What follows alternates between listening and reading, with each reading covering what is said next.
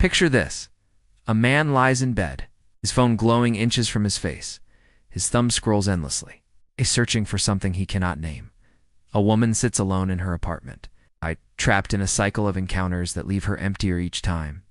Across the world, billions are pulled into the same current and endless ocean of stimulation. Flashing images, fleeting highs, and hollow lows. It looks like freedom. It's a boundless marketplace of choices, passions, indulgences. But beneath the surface, a haunting question lingers. What if this isn't freedom at all? What if this is a cage?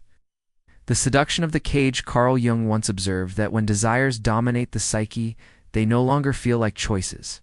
They take on the character of forces, archetypal powers that seize control of the mind and bend it to their will.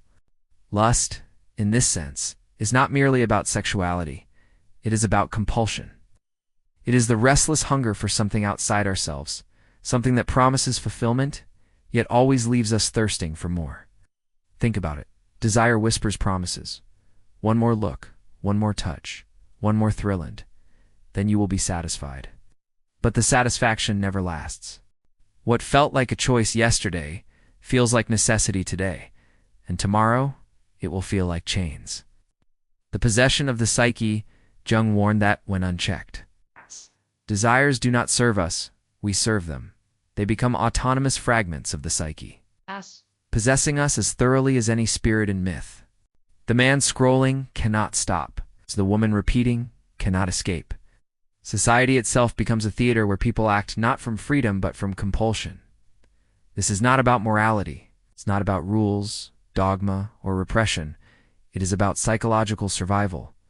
The more we feed the hunger, the more it grows. And the more it grows, the less of us remains.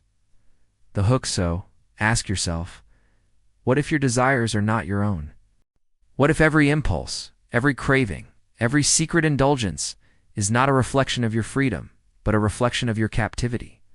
What if lust is not liberation, but enslavement?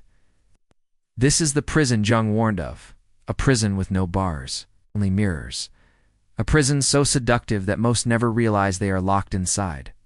And here lies the danger and the promise of looking deeper. Because once you begin to see lust for what it truly is, the illusion begins to shatter, and what you find beneath may not only change how you see others, it may change how you see yourself. To understand the prison of desire, we need a guide, a thinker who dared to step into the darkest corners of the human psyche. That guide is Carl Gustav Jung. Unlike many of his contemporaries, Jung was not content to remain in the tidy rooms of academia. He was fascinated by the things society ignored: myths, dreams, symbols, and the unspoken language of the unconscious. Where others saw superstition, Jung saw a map of the human soul. Freud, his teacher and eventual rival, famously reduced lust to repressed sexuality and animal instinct, pushed down by civilization, leaking out in neuroses and symptoms. But Jung saw something more complex. For him, lust was not simply biology, it was archetypal. T belonged to the shadow, the hidden side of ourselves that contains everything we deny, suppress, or fear to admit. The shadow's voice. To Jung, unchecked lust was never just desire gone wild.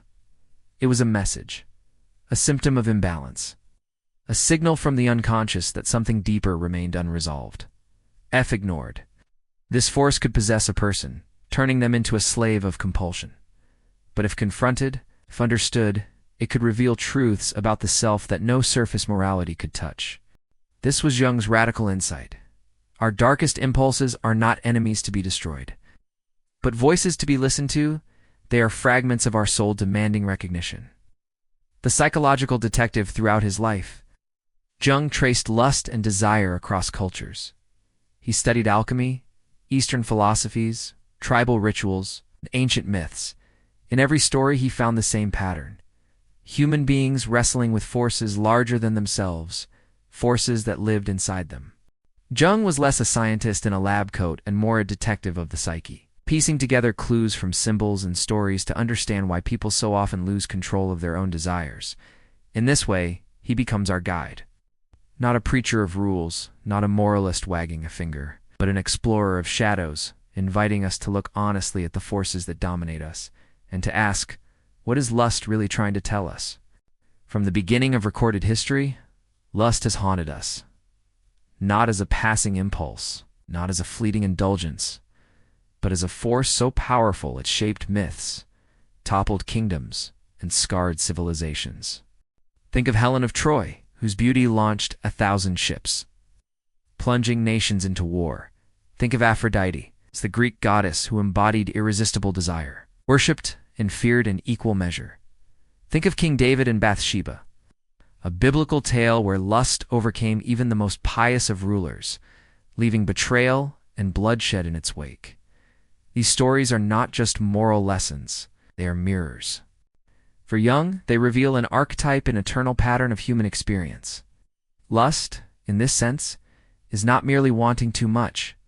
It is an archetypal possession, a collective energy that grips individuals, bends societies, and repeats itself endlessly in new disguises. The archetypal force Jung believed archetypes are universal.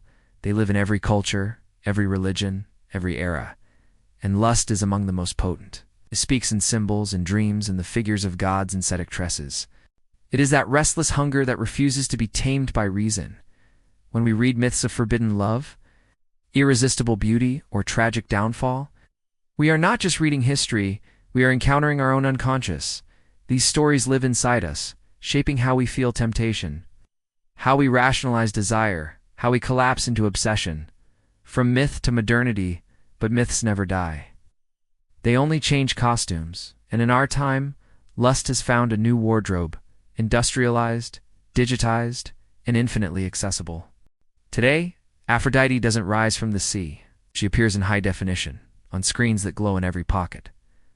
Helen of Troy doesn't wait on palace balconies. She scrolls across feeds, advertising bodies, lifestyles, and fantasies. David doesn't have to walk onto a rooftop. He can click. Pornography, hookup apps, dating culture reduced to swipes. Advertising built on promise after promise of beauty, desirability, youth. Lust is no longer an unpredictable storm. It has become a business model, a commodity, a billion-dollar industry designed to hijack the psyche. Weaponized desire, Jung warned that archetypes are not neutral. When ignored, they turn dark. When exploited, they enslave. And in our age, lust has been weaponized. Algorithms track what we look at, what excites us, what keeps our attention just a second longer. They feed us more of it, more images, more bodies, more promises of satisfaction, each one leaving us emptier than the last. But still reaching for the next hit, this is not weakness. It is architecture. Entire industries thrive by feeding the archetype of lust. They know that the human psyche, once gripped, rarely escapes without scars. The cinematic rhythm, listen carefully to the rhythm. In myth, lust destroyed kingdoms. In psychology, it revealed the shadow. In modern life, it has become mechanized, scaled to billions, streamed into every bedroom, every pocket, every restless moment of silence. We are not simply individuals with bad habits. We are modern actors in an ancient drama, repeating the same patterns humanity has always known, but at a scale no generation before us could have imagined. The universal struggle.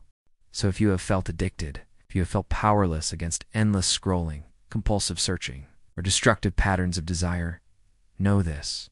You are not alone. You are not weak. You're human. Because what you are struggling with is not just personal. It is archetypal. It is timeless. And it is bigger than you. The question is not whether lust exists. It always has. The question is whether we will continue to let it master us, or whether, as Jung suggested, we will finally dare to confront it. To listen to what it is trying to say about our own inner imbalance. Because the archetype will not disappear. But how we face it, that is where freedom begins. Close your eyes for a moment. Imagine a locked basement in the house of your mind. Down there in the dark lie all the thoughts you never speak, the impulses you judge, the hungers you try to deny, you never visit, you never clean. But the door rattles every night. Carl Jung called this hidden cellar of the psyche the shadow. And when it comes to lust, the shadow is everything. The shadow's trap society teaches us to suppress desire. We are told to repress, to pretend, to deny. Wanting too much is shameful, so we bury it. But what we bury doesn't disappear. It grows. In the secrecy of the unconscious, repressed desire twists itself into obsession, and eventually, it breaks free.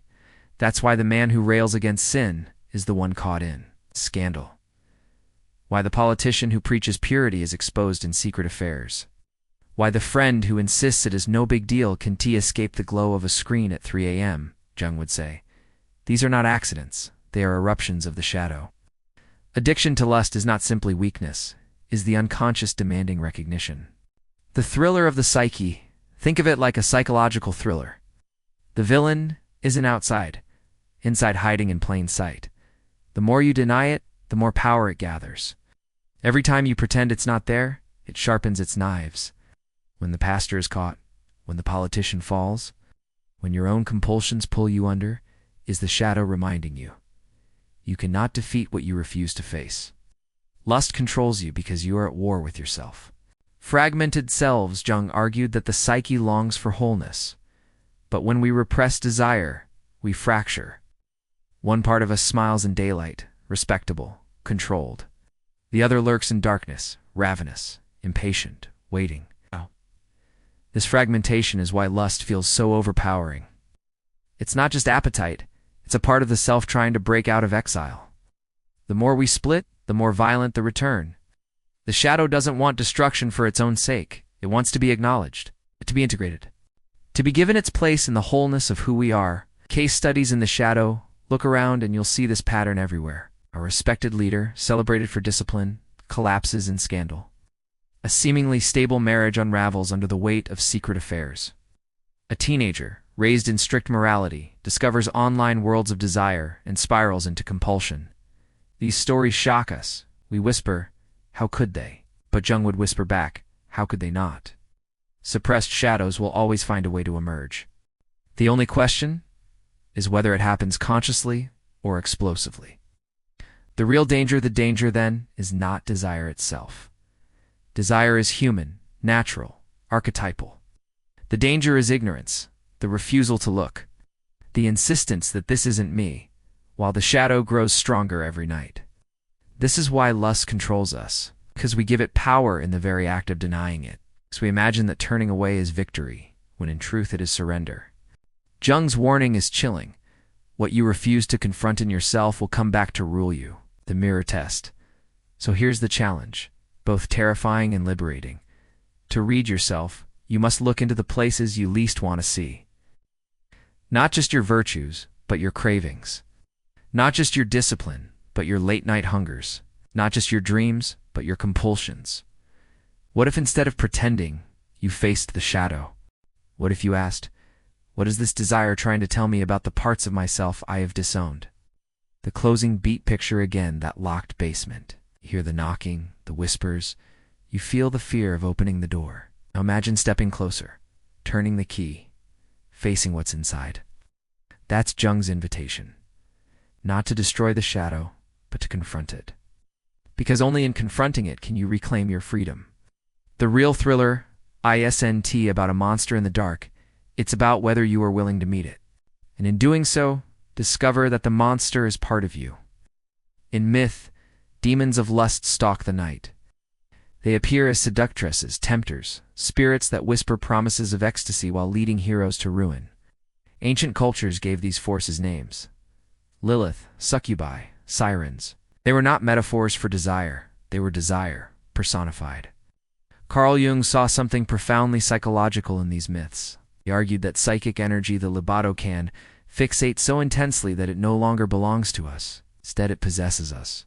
Lust becomes a demon not because it sprouts wings and claws, but because it takes over the will. What was once I desire becomes I am desired by something beyond me. The mechanics of possession. Jung described possession as the psyche's imbalance made visible. When energy is trapped, when the shadow is denied, when desire is given no conscious recognition, it breaks free in compulsive ways. The symptoms are chillingly familiar. Obsession with the next image, the next encounter, the next thrill. Loss of willpower, promises made in daylight, broken by nightfall. Compulsive patterns that override reason, values, even love. Disconnection from meaning, as if nothing else matters but feeding the hunger. This is possession, when desire no longer feels like a choice, but like a force steering you against your own will. The demon in modern life, we don't speak of demons today. We speak of addiction, yet the language overlaps more than we admit. Addiction seduces, ensnares, dominates. It isolates the victim, destroys relationships, and leaves the soul hollow. Consider the historical figure who squandered brilliance chasing scandalous affairs. Consider the modern celebrity undone by compulsions played out in public. Consider the quiet stories, the student whose nights vanish into screens, the spouse who hides habits with mounting shame, the worker whose life collapses around secret obsessions. Each is a modern myth of possession. The archetype reappears, updated for the age of endless stimulation. Why lust consumes. Jung would argue that lust becomes demonic, not because it is evil, but because it is neglected. Repressed, denied, and left to fester, libido turns destructive. The energy that could have been transformed into creativity, intimacy, or meaning instead festers in shadow. Imagine a river dammed with no outlet. The pressure builds, water turns violent, and eventually it breaks its banks, flooding everything downstream. So too with libido. When it is dammed by repression or exploited by addiction, it bursts forth, sweeping away self-control and leaving devastation in its wake. Possession is a signal, but Jung's message was not despair. Possession is not the end of the story, it is a signal. A terrifying message from the psyche that transformation is necessary. The demon of lust is not only a destroyer, it is a messenger. It forces us to confront what we most fear in ourselves. It demands that we look into the shadow, integrate what we've disowned, and redirect psychic energy into wholeness. In this way, possession becomes paradoxical. It is both curse and opportunity. Destructive, yes, but also a chance to reclaim power by facing directly what we tried to avoid.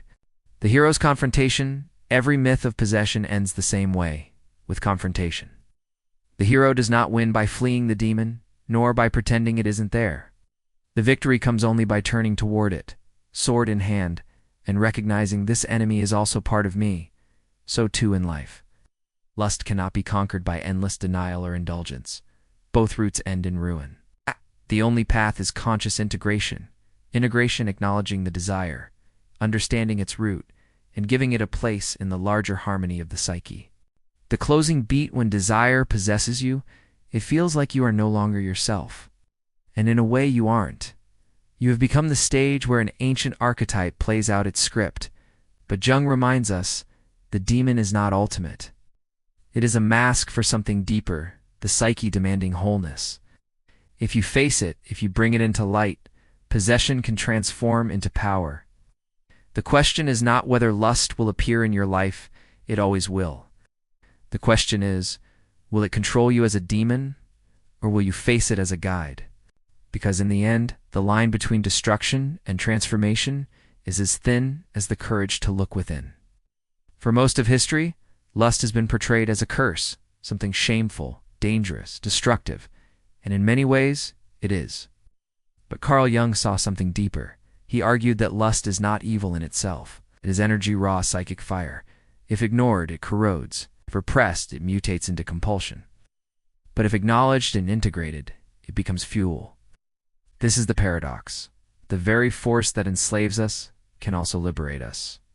From enemy to energy, Jung believed every archetype carries two faces, the destructive and the creative. Lust, in its destructive form, devours life. But in its integrated form, it can animate art, deepen intimacy, and empower vitality. The problem is not that we desire. The problem is that we either deny desire completely or let it run wild. Integration is the middle way, neither repression nor indulgence, but conscious transformation. The work of confrontation, the first step is simple, though not easy, to confront the shadow, to admit that the desires we disown still live in us. Jung often used active imagination, dialoguing with the shadow in dreams or visions, a way of giving these forces a voice.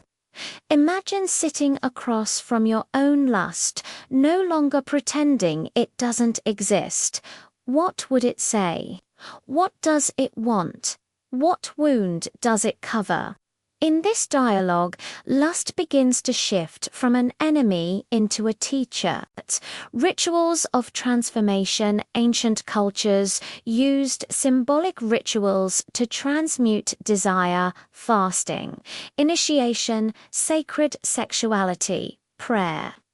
Jung didn't see these as superstitions, but as psychological technologies. They gave form to chaotic energy, helping individuals integrate instinct into culture, body into spirit. Today, our rituals may look different. They can take the form of daily discipline, meditation, physical training, or artistic creation. Each becomes a container for the same fire. Lust is not extinguished, but reshaped. Modern parallels: think of the athlete who channels primal aggression into disciplined movement, or the musician whose heartbreak becomes symphony, or the partner who, instead of seeking endless novelty, invests deeply in intimacy with one beloved. Each example reflects the same principle: raw instinct transmuted into meaning. Desire becomes devotion, compulsion becomes creation, lust becomes vitality. Freedom redefined. Too often, we imagine freedom as the absence of desire. If only lust would vanish, we think then we could live peacefully. But Jung warned that psychic energy cannot simply disappear. Energy denied in one place reappears elsewhere, often in darker forms. True freedom is not absence, but mastery. It is the ability to ride the wave without being drowned by it. To choose where energy flows, rather than be dragged by it unconsciously. This is not easy. It demands vigilance, self-knowledge, courage. But the reward is profound. You discover that the very energy that once enslaved you is also the source of your vitality. The light in the shadow. When Jung's patients confronted their compulsions, he often asked them not, "How do we get rid of this?" but, "What is this trying to become?" Lust, when stripped of secrecy and shame, reveals a hunger not just for pleasure, but for union, for connection, creativity, even transcendence. Behind the demon stands a god. Behind the addiction stands a longing for wholeness. To integrate lust is to recognize its deeper message. Life is asking to flow through you more fully. The question is whether you will channel it or be consumed by it. Closing beat. We began in shadow, addiction, compulsion, possession, but now we glimpse the other side. Lust does not have to be your master, it can be your power. Integration is not a one-time victory, it is a lifelong practice. To meet desire honestly, to give it shape through creativity, discipline, and love. To transform what once felt like a curse into the very force that animates your life. Because freedom is not found in killing desire. It is found in turning toward it, eyes open, heart steady, and discovering that the fire that once burned you can also light your way. Look around. Every screen you touch, every billboard you pass, every song you hear, it all hums with the same signal: desire, seduction, endless temptation. We live in a culture engineered to keep us hooked, and the oldest force in the human cyclist has been weaponized on a scale Carl Jung could scarcely have imagined. The industrialization of desire for most of history, lust lived in myths, stories, and private encounters. Today it has been industrialized. Corporations discovered long ago that nothing sells like sex. A car commercial isn't just about a car, it's about power, conquest, attraction. A fragrance ad isn't about perfume, it's about longing, intimacy, forbidden touch. What Jung called an archetypal force has become a marketing tool. Companies don't just sell products, they sell fantasies. They dress objects in the aura of desire, then leave us chasing illusions we can never quite grasp. Algorithms of seduction, and in the digital age, this machinery has evolved into something far more insidious. Algorithms have learned the same ancient trick: hook the libido. Scroll through social media and notice what content rises to the top. What thumbnails get clicks? What stories go viral? Those that promise stimulation. Jung described possession as being overtaken by an archetypal force. Today, possession happens not in the unconscious alone, but in the algorithmic feed. Your instincts are not simply yours anymore. They are harvested, predicted, amplified, monetized. The billion-dollar industry of compulsion pornography is the most obvious example. A multi-billion-dollar empire built on infinite novelty, engineered to bypass natural limits of desire. But it doesn't stop there. Influencer culture, dating apps, even fast fashion and gaming itch plays on the same neurochemical circuits. Our society thrives by keeping people restless, unsatisfied, always reaching for the next hit of stimulation. This is not conspiracy, it is economy. Addiction is profitable, compulsion is monetizable, and lust, being one of the most primal drives, is the perfect lever. The psychological trap here is the irony. We imagine that giving in to every desire is freedom, but in reality, this is the deepest form of enslavement. To be guided not by your own will, but by a system that exploits your instincts is to live in a prison disguised as pleasure. Jung would have seen this as a collective shadow. As a culture, we repress the truth that we are manipulated. We tell ourselves we are free agents making free choices, but behind the mask, our strings are pulled by corporations, media, algorithms, all whispering the same command: desire more. Awareness as liberation. The point here is not Puritanism. It is not about rejecting pleasure, technology, or beauty. It is about awareness. To see how the system feeds your compulsions is the first act of freedom. When you realize your desires are being hijacked, you can begin to reclaim them. Every time you pause before the click, the purchase, the swipe, you break the spell. You remind yourself that lust is not evil, but neither is it neutral. It is power, and if you don't channel it, someone else will. Closing beat. Jung once warned that archetypes never disappear, they only change costumes. Lust, once painted in myth as gods and demons, now hides in the glow of screens, the gloss of magazines, the endless scroll of desire. We live in a culture hooked on lust. And unless we learn to see through the spectacle, we remain pawns in someone else's game. The challenge, then, is not to reject desire, but to take it back, to use awareness as a shield and mastery as a weapon. Because in a world built to possess you, the greatest act of rebellion is to remain your own. Section 8. Conclusion.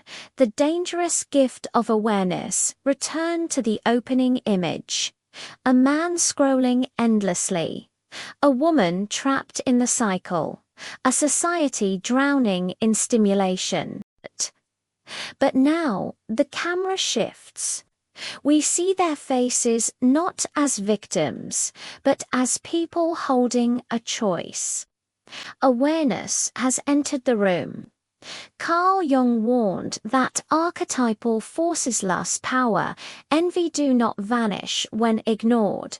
They wait, they hide, they grow stronger in the dark. The real danger, he argued, is not desire itself, but blindness, to live possessed and not know it, to be guided by compulsions yet insist, I am free. This is the prison of desire, not walls of stone, but illusions so convincing that you never think to escape. The gift and its price, and yet to see through the mask is not without cost. Jung admitted that awareness can be isolating. Once you recognize how much of human behavior is driven by shadow forces, innocence is gone. The smile at a party, the ad on a billboard, even your own impulses, each reveals its hidden face. Awareness is a dangerous gift. It strips away comfort, but offers something greater, freedom. Not the freedom of indulging every whim, but the deeper freedom of mastery, the ability to choose rather than be chosen by your desires.